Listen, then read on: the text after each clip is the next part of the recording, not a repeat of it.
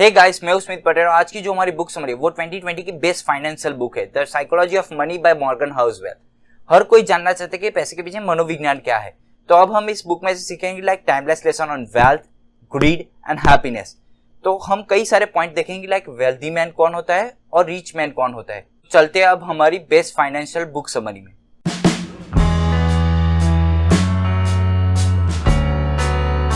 तो हमारा first point है वेल्दी वर्सेस रिच। आप कहोगे ये दोनों वर्ड सेम ही है, राइट? नहीं, इनके पीछे साइकोलॉजी बहुत डिफरेंट है, इनके पीछे मनोविज्ञान बहुत ही डिफरेंट है। तो अब हम एक एग्जांपल से समझेंगे कि वेल्दी किसे कहते हैं और रिच किसे कहते हैं।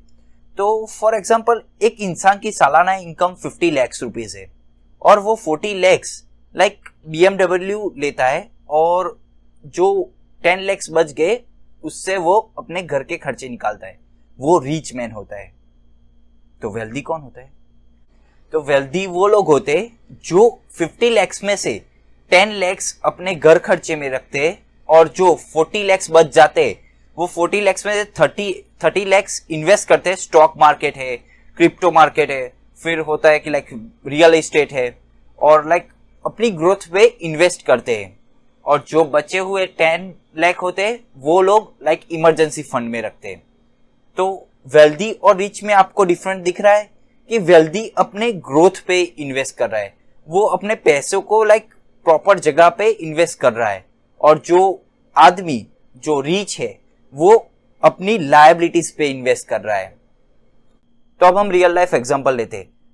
जेफ बेजोस, अमेज़न के मालिक, जब वो बिलियनर बने तब भी वो लाइक एक मामूली सी होंडा की कार यूज कर रहे थे। क्यों?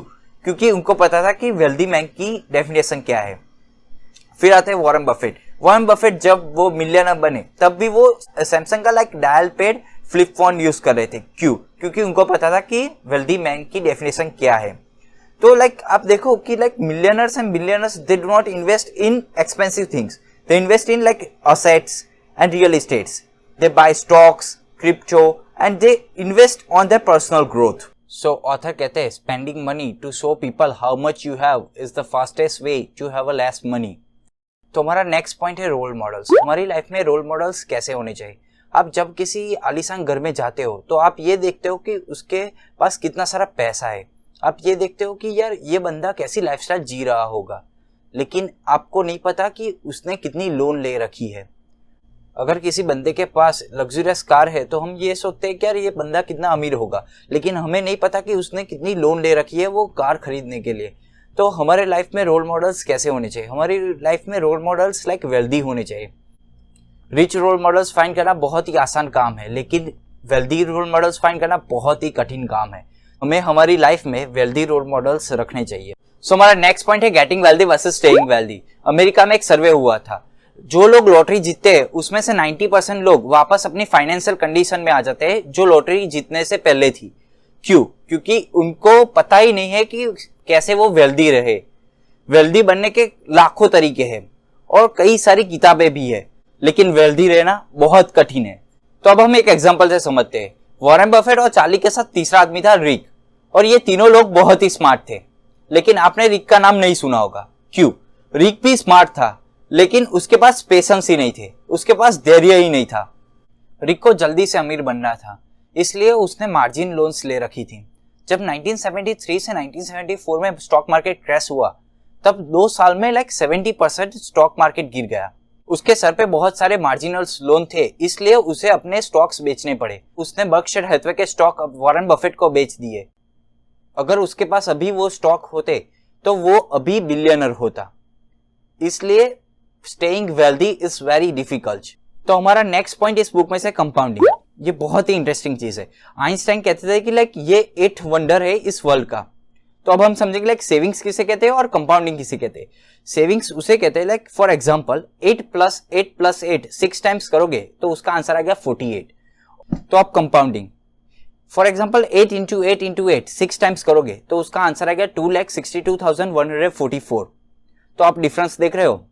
फॉर एग्जाम्पल आपके पास $10,000 है, आपने इन्वेस्ट किए और आप एवरी ईयर 15% रिटर्न पाते हो, तो 15 साल के बाद आपका वैल्यू 81,370 हो जाएगा।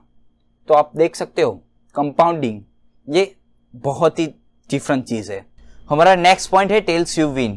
You can be wrong half of the time and still make a Fortune. आप कई बार गलत भी हो सकते हो लेकिन आप पैसा भी बना सकते हो।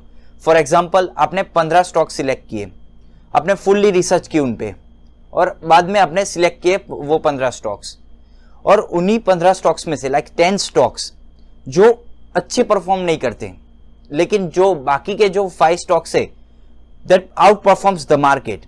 सो वही 5 स्टॉक्स आपके पूरे पोर्टफोलियो को 15% रिटर्न दिला सकते हैं।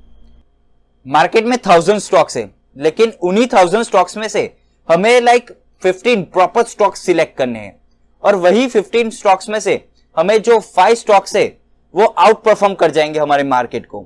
और हम कई बार गलत भी हो सकते हैं, लेकिन वही 5 स्टॉक्स हमें हमारे पूरे पोर्टफोलियो को हमें 15% रिटर्न दिला सकता है। लेस ईगो मोर वेल्थ, ये मेरा फेवरेट पॉइंट है। हमारे में कहीं ना कहीं एक ईगो होता है। अगर मेरे दोस्त ने मर्सिडीज ले ली तो मुझे भी मर्सिडीज चाहिए, अगर मेरे दोस्त ने आईफोन ले लिया तो मुझे भी आईफोन चाहिए।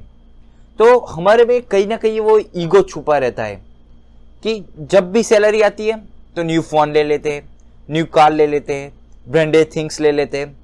तो ये ईगो ट्रिगर होने के कारण हम वेल्थ भी सेव नहीं कर पाते और प्रॉपर जगह पे इन्वेस्ट भी नहीं कर पाते। अगर आप में वो ईगो कम होगा तो आप प्रॉपर जगह पे वो वेल्थ इन्वेस्ट कर पाओगे और आप वेल्थ सेव भी कर पाओगे। तो having a less ego is good, and उसी लेस ईगो के कारण आप पैसा भी अर्न कर सकते हो और आप पैसा सेव भी कर सकते हो। Never enough. ऑथर समझाते कि हम लोगों को सब कुछ ज्यादा चाहिए, खाना ज्यादा चाहिए, पैसा ज्यादा चाहिए। हम लोग क्या करते हैं, फोमो क्रिएट करते हैं, फियर ऑफ मिसिंग आउट। इसलिए ऑथर हमें एक एग्जांपल से समझाते हैं। ये एग्जांपल है राज गुप्ता का। राज गुप्ता एक बड़े सक्सेसफुल बिजनेसमैन थे और वो बोर्ड ऑफ डायरेक्टर थे गोल्डमैन सैच के।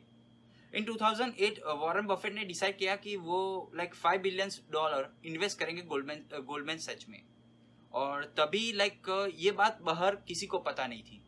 और जब ये बात राज गुप्ता को पता चली तो उसने अपने फ्रेंड को कॉल करके 1,75,000 शेयर्स बाय आउट किए, और तब उसने इनसाइडर ट्रेडिंग की, और आफ्टर 1 आवर उसकी वैल्यू 1 मिलियन हो गई। और ये सब कुछ ये कॉल ट्रैक हुआ और आफ्टरवर्ड्स उसे जेल जाना पड़ा। तो उसमें एक भूख थी कि मुझे ज्यादा चाहिए, और ये भूख ही उसकी उसका पतन कर दिया।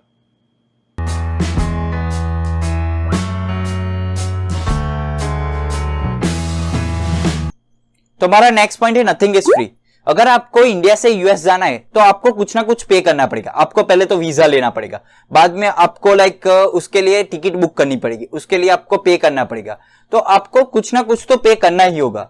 अगर आपको 15% रिटर्न चाहिए स्टॉक मार्केट में से या फिर रियल एस्टेट में से, तो आपको कुछ ना कुछ तो पे करना पड़ेगा। उसके लिए आपको पे करना पड़ेगा पेशेंस, फिर आपका कंसिस्टेंसी चेक करेगा, फिर आपका नॉलेज चेक करेगा। आपको कुछ ना कुछ तो पे करना ही पड़ेगा। अगर आप अभी पे नहीं करोगे तो आपको अपने 40s में भी पे करना पड़ेगा। इसलिए आपको कुछ ना कुछ तो पे करना ही पड़ेगा। अगर आपको पैसे चाहिए तो आपको समाज में वैल्यू एडिशन प्रोवाइड करना पड़ेगा, तो ही आपको कुछ मिलेगा। तो इसलिए nothing is free in this world. हमारा जो नेक्स्ट चैप्टर है वो है luck and risk. Luck and risk एक टाइप से एक सिबलिंग्स की तरह है, एक भाई बहन की तरह है। तो अब हम एक एग्जांपल से समझते हैं। बिल गेट्स जिस स्कूल में जाते थे उस स्कूल का नाम था लेक साइड स्कूल, और इस स्कूल की खासियत ये थी कि उनके पास एक कंप्यूटर था और उसके आसपास के स्कूल्स एंड यूनिवर्सिटीज में कंप्यूटर्स नहीं थे। तो बिल गेट्स कई बार कहते हैं कि मैं लकी था कि उस समय लेक साइड स्कूल के पास कंप्यूटर था।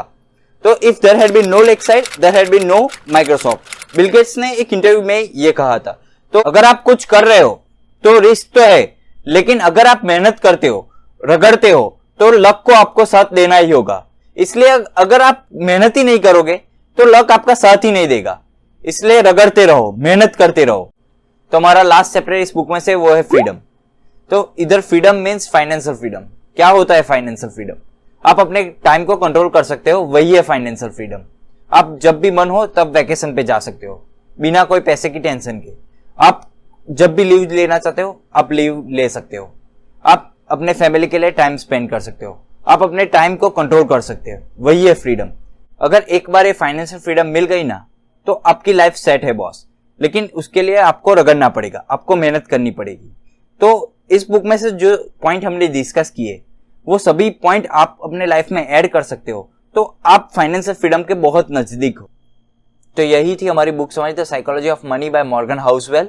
We discuss points like wealthy man किसे कहते हैं, रिच मैन किसे कहते हैं, getting wealthy versus staying wealthy, tails you win, never enough, और कई सारे पॉइंट्स हमने डिस्कस किए। और कई सारे पॉइंट्स इस बुक में है जो इंपॉर्टेंट है। This book is not about how to make money, it's about how to handle your money. और आपके पैसे के पीछे मनोविज्ञान क्या है उसके बारे में ये बुक है। सो अगर आपको कोई क्वेरीज हो या फिर कोई क्वेश्चन हो तो आप कमेंट बॉक्स में कमेंट कर सकते हो। Okay, bye bye, see you in the next video.